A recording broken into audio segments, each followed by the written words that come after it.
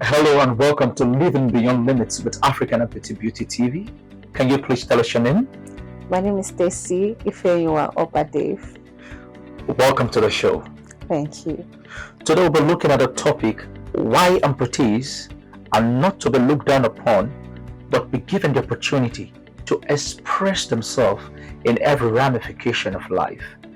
And today we're going to be looking at three critical topics that affect amputees and probably other persons living with disability.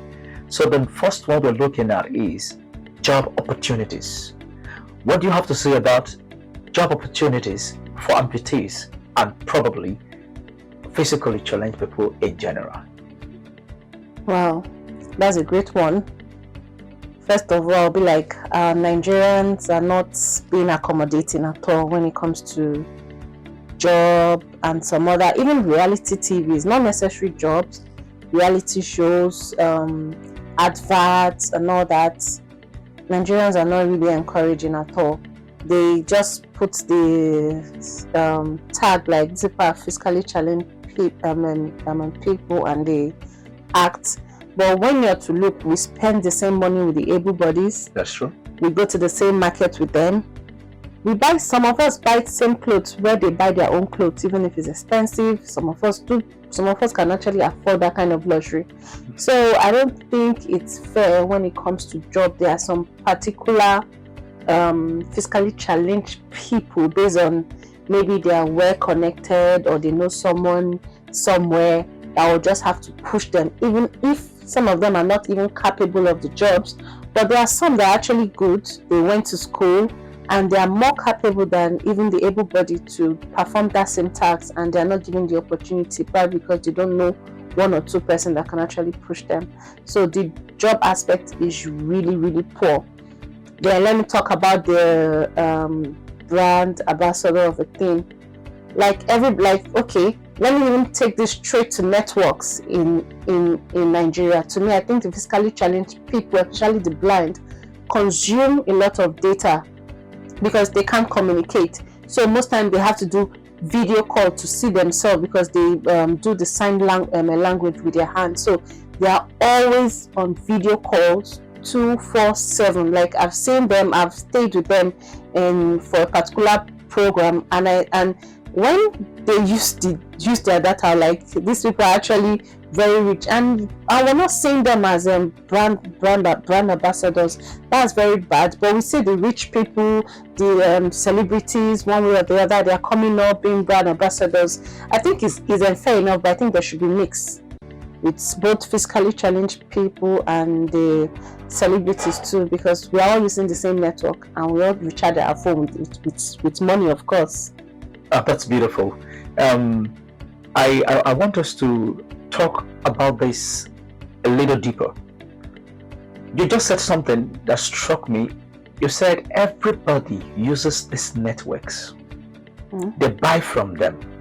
Now the question is, why do you think that they do not use the physically challenged for the adverts? I think they are being, will I say, how will I put it? I don't know the words to put it so I don't offend anybody in particular.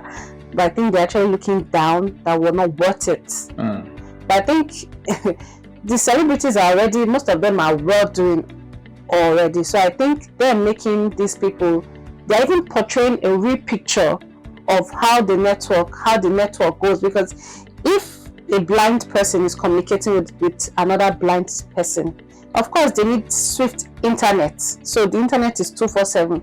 So I think it's even passing a greater message when an advert like that is being created. When it comes up, I think it passes a good message of communication, especially because I think network is about communication. Yes. Because if the network is bad, there's no communication. So that's true. They have to communicate regularly to keep tab of a lot of things that they are doing. Some are into sports too. So I think the network owners are actually looking down on persons living with disability. On persons living with disability, which is bad. All right, I think it's very, very bad since we all use the same network. Yeah. And brand ambassadors, you see them all able people. Now let's digress a little.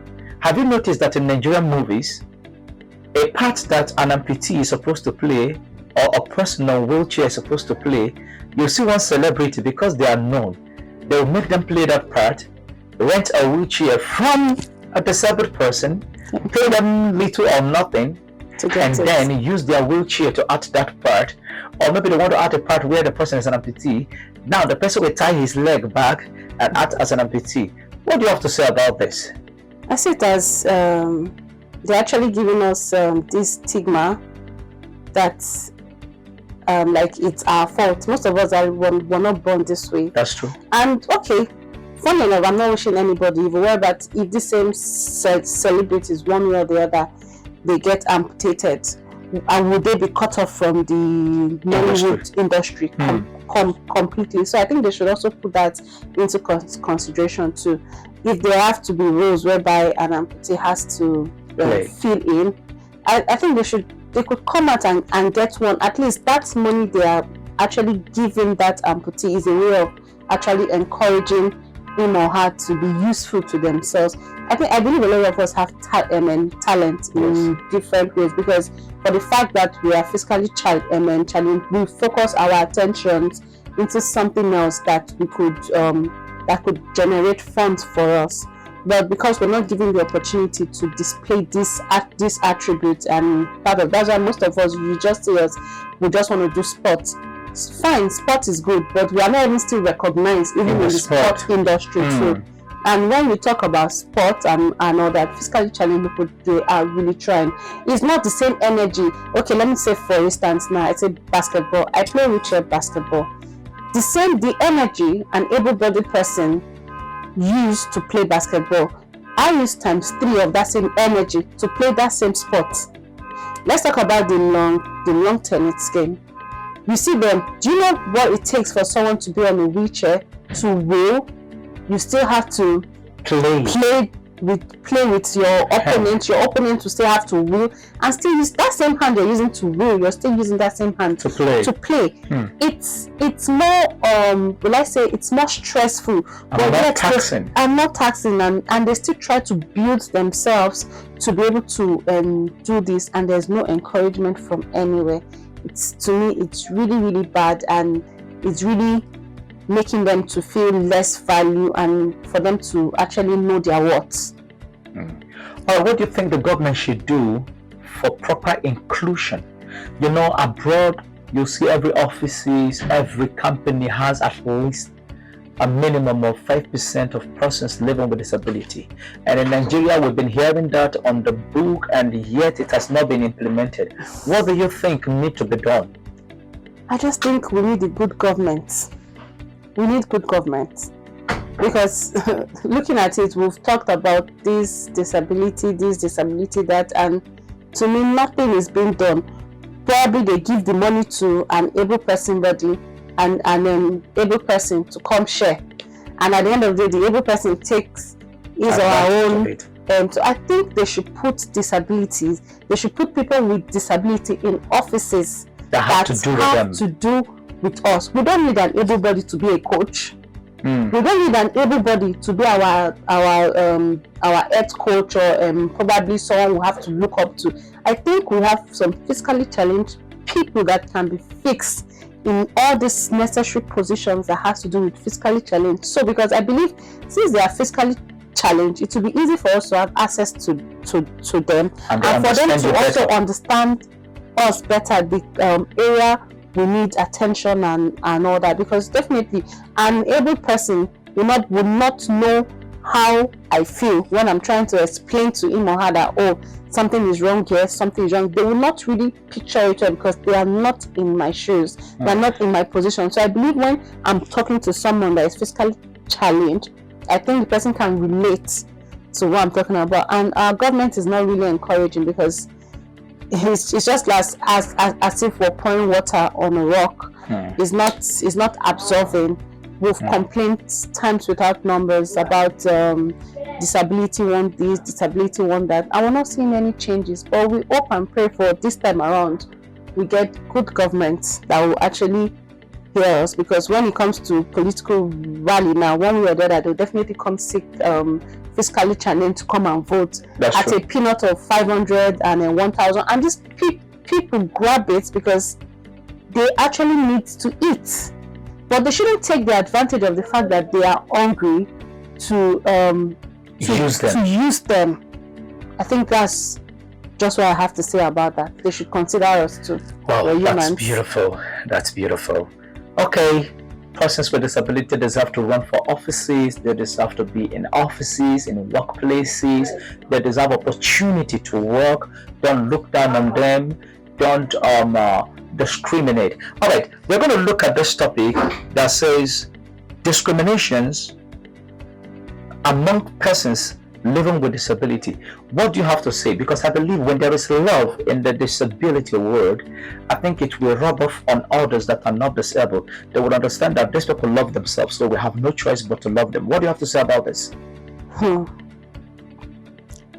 In fact, I think that's a story for another day.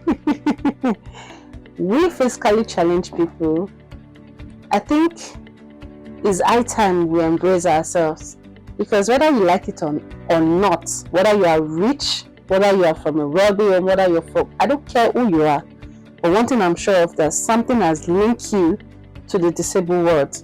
So automatically, my dear, you're disabled, you're physically challenged, anyhow you want to put it. So I think it's that time we embrace ourselves, because I think if we embrace ourselves, if there's love, if there's unity, if there's communication, I think the government will also think about that we're coming in full force, like the way youth came together to protest. So I think if physically challenged people can come together as one, I think things will be better. I think probably the government will hear us. I think there will be change.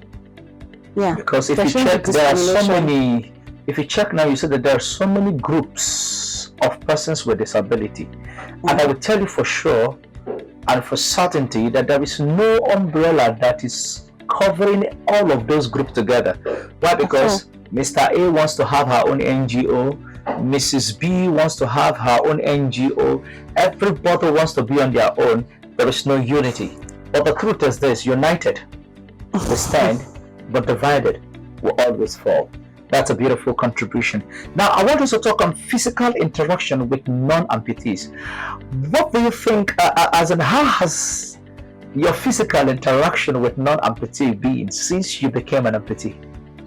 Okay, me, I'm this kind of person, I can adapt. But if I'm to look at it, at times when we talk to them, they always want to look down on me. I just look at them and I ignore. But when they come to know me, they know, like, I'm kind of person, if you try to ignore me, I pretend like you don't exist, my dear. So I think they also do that to others, and I watch them when they act like ignoring, like a physically challenged person ignoring another physically challenged person. I just look at it like, this is crazy. It's not meant to be. There's no love, there's no unity, there's no peace. So automatically, how do you expect the able body to communicate with us when they see you that you're not even communicating with your fellow person with disability well? So definitely you're not commanding respect from them. So automatically they look down on you. The process of them looking down on you, they also look down at the other person too. It only takes a wise person and probably an educator, let's say, because to me, I think for you to understand an amputee or a physically challenged person when you're able, trust me, you are learned. And I would like to also say that the person must have lived abroad and have seen life the other way, in and out of life, for them to be able to understand a physically challenged person. So I think not everybody is learned in this Nigeria, even if they are. Trust me, they are not, because the way they treat and communicate with us, there's some don't even want to touch a cup that a physically challenged person touch. Some don't want to pass the same door. You see them when they want to pass, there's a particular way they adjust their bodies for them not to have that body contact. I'm like, are these people crazy, for crying out loud? What is wrong with them? The problem is, you said something rightly. Going to school is not having common sense. Common sense is different from educational sense. And that is why we are here to sensitize Nigerians, to let them understand that disability is not infectious. It is not contagious. At all. It is not a deadly disease. But these people got into it by chance, and it can happen to anybody, just like you said earlier. If somebody has told you in 2012 that if you will become an amputee in 2013, I believe by now the person will be in jail because you must accuse the person of using witchcraft or other means to make it come to pass. All right, so what is your conclusion now on the general public looking down on amputees or persons living with disability? I think it's high time they see us as normal people, because we are not abnormal. Yeah. Some of us went to school, we have our degrees. Some of us are master's holders, PhD holders. So we shouldn't be looked down on for the fact that there's a physical deficiency and all that, because come to look at it, there are some people that was polio. Yes. So polio could have happened to you also. It could have happened to anybody, but finally it didn't happen to you. So I believe there should just be acceptance, general acceptance. I think there shouldn't be a law of discrimination that anybody that discriminates anybody, even in an office, in the bank, anywhere, that they should be sentenced to probably jail or life imprisonment. I think maybe that will help. That will help. All right, thank you very much. Please, can you tell us your name once more? My name is Stacy. All right, thank you for coming out on the show, Living Beyond Limits with African Amputee Beauty TV. Thank you once more. You're welcome.